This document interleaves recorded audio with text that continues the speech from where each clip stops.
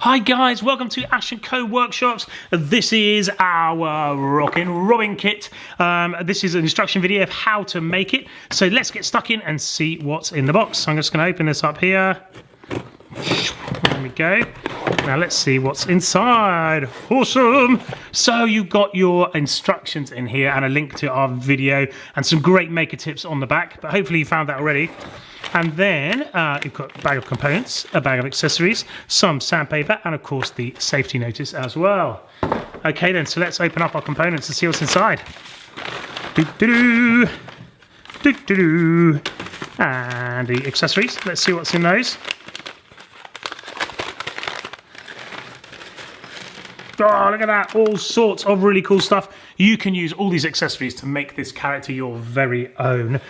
You can do whatever you like with it. But let's open up and have a look. So we've got a feather, we've got the head and the body, we've got some cute feet, some cute arms, lots of these round pieces of wood here. These are called dowels, and a little beak as well. So the first thing you're going to want to do is get your sandpaper, maybe wrap it around a block like this because it makes it easy to hold, and give your pieces a good sand. We're going to sand off any rough bits. Now the more you sand this, the better it will look, but I'm just going to give mine a quick do for this video.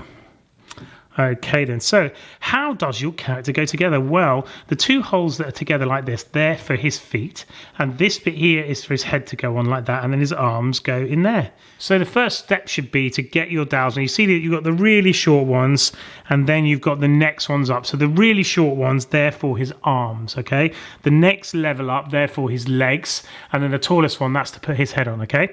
So the really short ones, we're gonna put them in here like this, and if it doesn't fit, you just give them a tiny tap with a hammer until they go on like this, and then you see we can put them on his arms. So let's put them in position there, and oh, that's a long one, and put that in position there. Now I've already done the same for his legs, so we can slide those on too.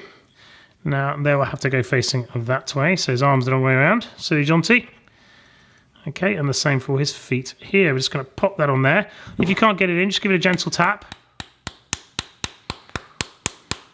You see there, they're nice and flat, and he's going to be nice and sturdy and stand up.